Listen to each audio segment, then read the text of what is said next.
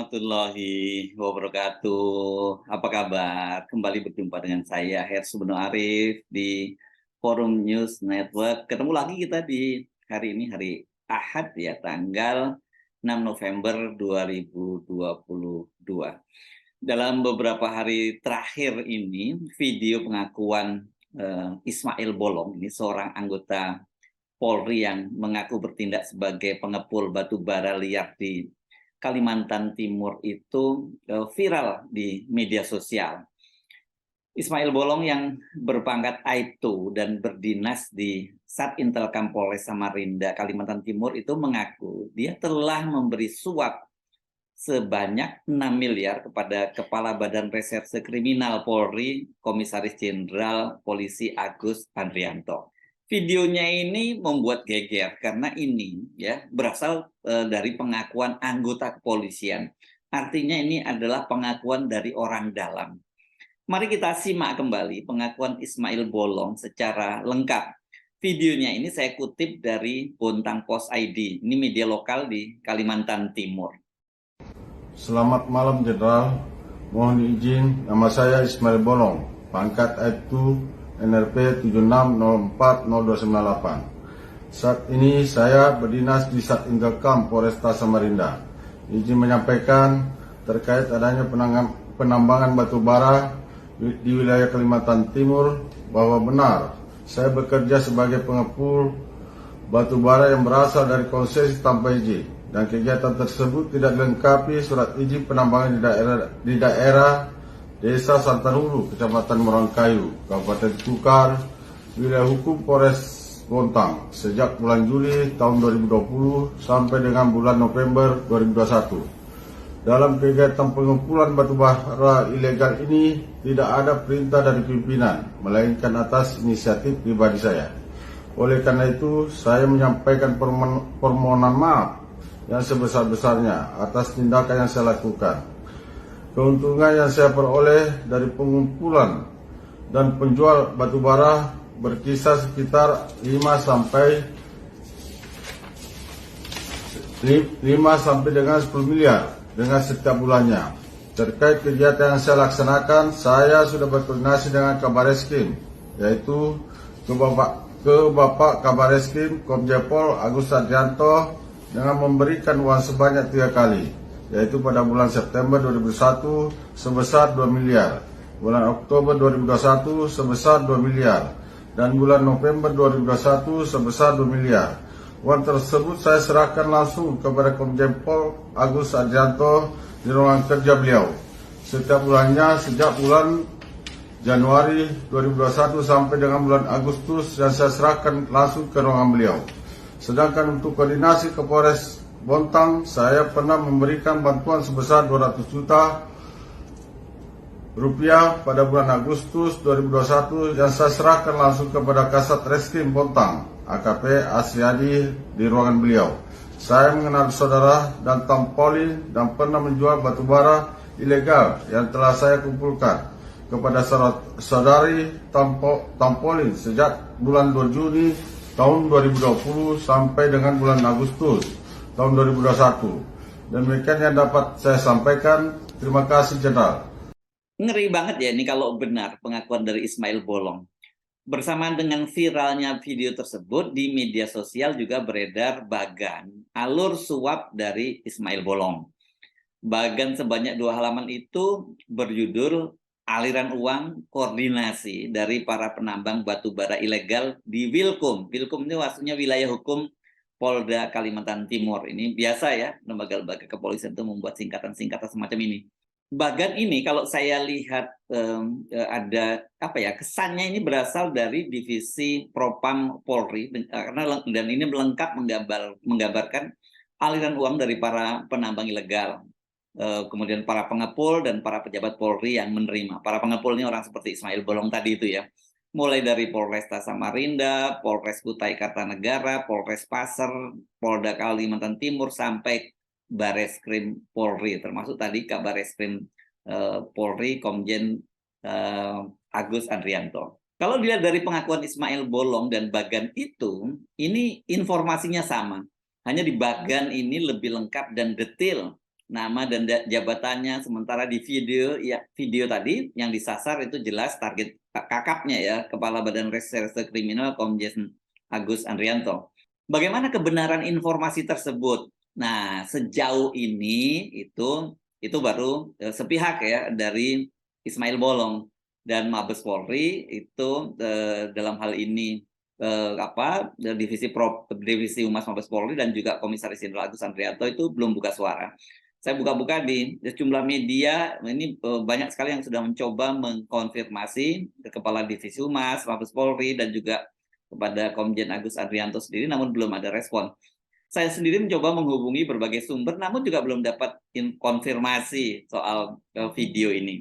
Hanya saja saya diingatkan ya soal ini, kata beberapa teman di lingkungan Mabes Polri yang saya hubungi, kelihatannya menunjukkan masih adanya perang bintang di internal Polri itu belum selesai.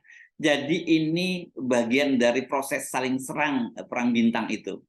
Sebab sebelum kasus ini membuat geger, itu kan juga muncul bagan serupa yang juga menyerang Kepala Badan Reserse Kriminal dan juga Kepala Divisi Propam, Irjen Sahardianto, yang sebelumnya itu menjabat sebagai Wakabareskrim. Nama Dirtipidum Bareskrim Brigjen Andi Irianjayadi yang sekarang sudah dipromosikan menjadi Kapolda di Kalimantan Selatan juga disebut-sebut terlibat dalam kasus suap itu. Mereka disebut bukan suap ya, ini mereka disebut itu memeras pelapor pembelian jam mewah Richard Mille sebesar 4 miliar. Dan orang yang diperas itu katanya namanya Tony Sutrisno, kalau nggak salah dia ini merasa ditipu karena dia membeli jam tangan mewah ini ke Richard Mille Jakarta sebesar 77 miliar, tapi kemudian barangnya dia terima. Nah, namun belakangan ini Tony Sutrisno membantahnya.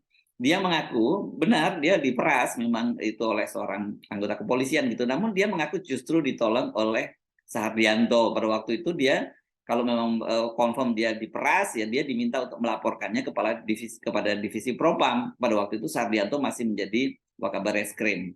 Nah, di media saya baca kabar yang diterima oleh Tony Sutrisno itu bahwa perwira tadi sudah diperiksa dan diberi sanksi. Namun apa bentuknya ini tidak jelas. Nah, sekarang ini muncul lagi bahkan dilengkapi dengan video yang tadi yang berasal dari Ismail Bolong tadi. Jadi ini memang lebih meyakinkan. Tentu Anda masih ingat ya, ada pernyataan dari mantan Kepala Badan Reserse Kriminal Polri, Komisaris Jenderal Purnawirawan Ito Sumardi. Dia meyakinkan, lihat banyak sekali muncul berbagai bagan kan, sebelum bagan ini kan muncul bagan-bagan lain. Dulu yang paling awal bagan Kaisar Sambo, kemudian dibalikan lagi juga bagan soal judi 303 juga yang melibatkan Kabareskrim, dan banyak bagan lain itu. Menurut Ito Sumardi, dia meyakini bahwa bagan itu dibuat bukan oleh orang sembarangan dan kemungkinan besar, ini kemungkinan ya, itu berasal dari internal Polri. Mengapa Ito Sumardi sampai pada kesimpulan itu? Karena dia sendiri kan, dia mengaku bahwa pada masa dia aktif menjadi di polisi, dia juga sering membuat bagan-bagan serupa itu. Jadi ini apa ya, hafalah sebagai orang internal Polri, ini model-model seperti ini, karena kan kayak gini ini menyangkut software juga ya, softwarenya ini mesti seperti ini, itu berarti dari lingkungan ini. Itu kira-kira begitulah yang coba dijelaskan oleh Pak Ito Sumardi. Nah, di tengah kehebohan dan diamnya Mabes Polri dan pihak-pihak yang dituduh menerima suap tadi dari tambang batu ilegal yang dikumpulkan oleh Ismail Bolong tadi, kemudian ternyata nggak lama kemudian kemarin ini ya, saya cek ini, kemarin sore ini kelihatannya ya, hari Sabtu sore tanggal 5 November 2022 itu Ismail Bolong kemudian membuat sebuah testimoni lagi. Tidak jelas siapa yang membuat testimoni itu, tapi kalau ini videonya muncul secara eksklusif di portal Tribun Timur ini dengan judul "Saya Terpaksa Berbohong Karena Diancam Oleh Karo Paminal". Dalam video tersebut Ismail Bolong itu bukan diwawancara ya, ini saya kira dituntun oleh seorang pria gitu, di lead kalau dalam istilah medianya, dia untuk memberikan testimoni itu, dan ini kemudian dia mengaku bahwa ya, waktu dia membuat video yang menyebutkan dia menyuap Kabareskrim itu, posisi dia di dalam tekanan dari Kepala Biro Paminal, Pengamanan Internal Divisi Propam Mabes Polri, yang pada waktu itu dijabat oleh Brigjen Hendra Kurniawan.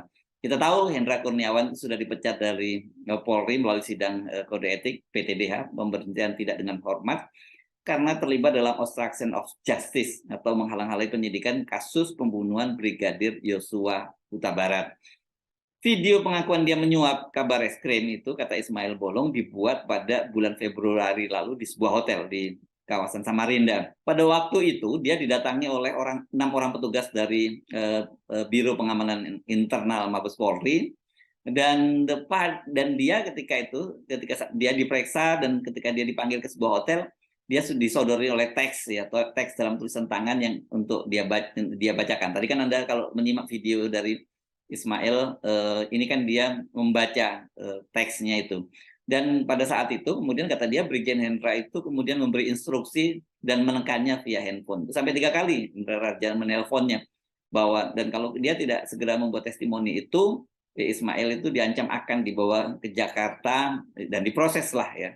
Ismail kemudian dalam video itu membuat klarifikasi dan dia minta maaf kepada kabar eskrim. Dia mengaku bahwa dia tidak kenal, tidak bertemu, apalagi pernah memberi uang.